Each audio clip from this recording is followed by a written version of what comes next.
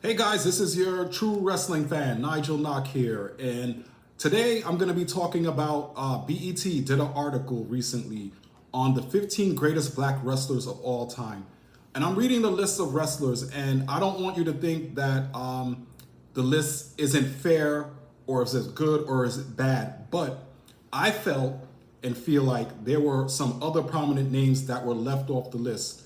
So after the video and after you hear my comments and my opinions, you can let me know in the comments and like the video and subscribe to my page as well, because I'm going to be posting more content as well in the near future.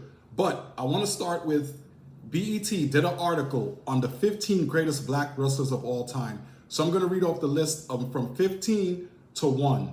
So at number 15, they have Jazz as the number 15 greatest black wrestler of all time. After that, at number 14, Shelton Benjamin.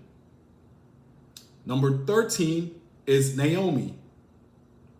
Number 12 is Jacqueline. Number 11 is Big E. Number 10, Devon Dudley. Number 9, Bianca Belair. Number 8, Bobby Lashley. Number 7, Ron Simmons. Number 6, Junkyard Dog. Number 5, Sasha Banks, now known today as Mercedes Moné. Number 4, Mark Henry. Number 3, Kofi Kingston. Number 2, The Rock. And at number 1, they have Booker T as the greatest black wrestler of all time. Now, I'm going to say this, and this is my opinion. I have no problem with Booker T being at number 1 because he's the number 1 greatest black wrestler on my list. Booker T to me is one of the greatest wrestlers on any list, black, white, Hispanic, whomever, because I feel he's one of the greatest of all time. Not only wrestler-wise, but entertainment-wise as well, too. But King Booker was one of my favorite characters back in 2006, 2007. So Booker T is a great wrestler. You know, he was hardworking and determined too. And, you know, Booker T was the last WCW heavyweight champion there was before the company was sold to WWE. So that was BET's 15 greatest wrestlers of all time. Now, I'm not going to come on here and say that they need to take this wrestler off or take that wrestler off and add this wrestler and add that wrestler. But I'm going to give you a list of names. And I want you to really think about that. Think about the names I'm going to give you and let me know if you agree or you disagree with some of the names that were not on the list, but I feel should have been on that list. So I have, and it's not in any specific order, but these are the guys that I have here. I have Ernie Ladd. Ernie Ladd was a former NFL, AFL player who used to play for the San Diego Chargers and the Kansas City Chiefs. And he was the first black booker in the history of wrestling. And he was truly one of the greatest wrestlers ever too as well. And if you can sit there and I mean, guys, go on YouTube, look up Ernie Ladd and type in Ernie Ladd promo. This guy is one of the most underrated talkers of all time.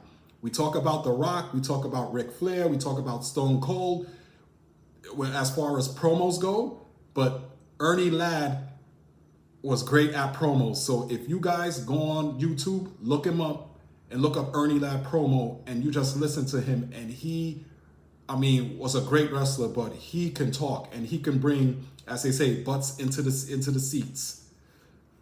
Then I have Tony Atlas, Mr. USA, Tony Atlas. Truly one of the greatest wrestlers, probably as far as physique-wise. Tony Atlas, you know, had one of the greatest physiques ever in professional wrestling. If you don't know, guys, my younger audience, back in 1983, him and Rocky Johnson became the first black WWF tag team champions when they beat the Samoans in 1983. They were known as the Soul Patrol. They only had the belts for a few months, but Tony Atlas's impact on the wrestling world was big back then. So Tony Atlas, I felt, should have been on the list as well. And speaking of Rocky Johnson, I have Rocky Johnson too as well on the list. A lot of you know that Rocky Johnson is the father of The Rock, who is on the list as well too. But Rocky Johnson made a huge impact on the wrestling world as well. As I mentioned, him and Tony Atlas became, you know, the first black WWF tag team champions back in 1983, and they held it for a few months. I believe they held it till April of 1984.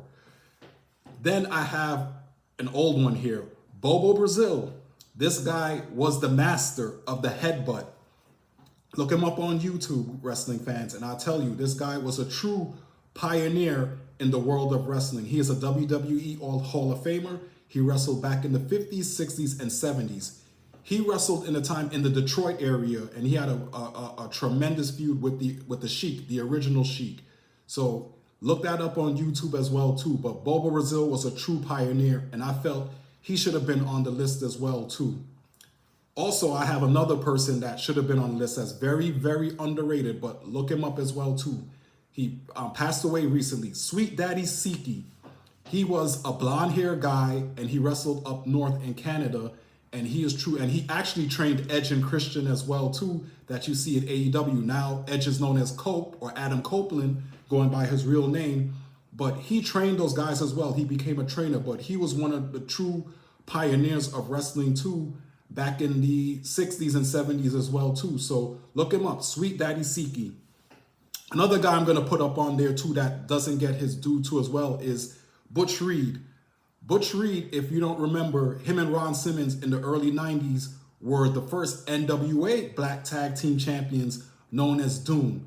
And Butch Reed was truly one of the greats in the regional territories in Mid-South, Georgia, NWA, and even in the WWF. He made an appearance there in the WWF for about 2 years as a natural Butch Reed. He actually took the style of Sweet Daddy Siki and blonded and bleached his hair too as well to have that look as well. So Butch Reed was truly one of the all-time great black wrestlers too as well, who I feel doesn't get his due. Another guy I'm going to put on the list too that doesn't get his due as well too is a guy by the name of Thunderbolt Patterson. Now, Thunderbolt Patterson to a lot of people was not the greatest wrestler of all time. But if you look him up, like Ernie Ladd, look up Thunderbolt Patterson promo, and you look him up and you see how, and you can listen to how this guy talked.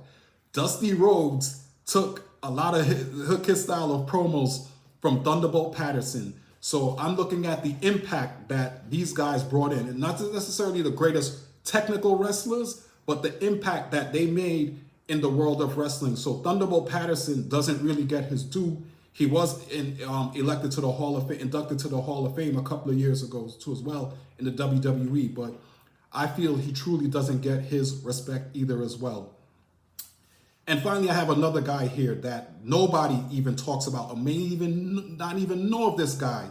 His name is Sailor Art Thomas. Now, I've heard of him, and I looked him up, and I've read about him, and I've seen a couple of his matches a long time ago, back in the 50s and the 60s, but he was one of the true pioneers of professional wrestling too as well. If you look at this guy's body, this guy had a great, great physique. I mean, he looked well put together, and I mean, he doesn't get his due, and I feel like he's truly one of the greatest black wrestlers of all time. So these are my opinions, and I'm not saying that, you know, they should take this person off the list and that person off the list, but I feel like those guys should have been added on that list as well, or should have been somewhere on that list as well.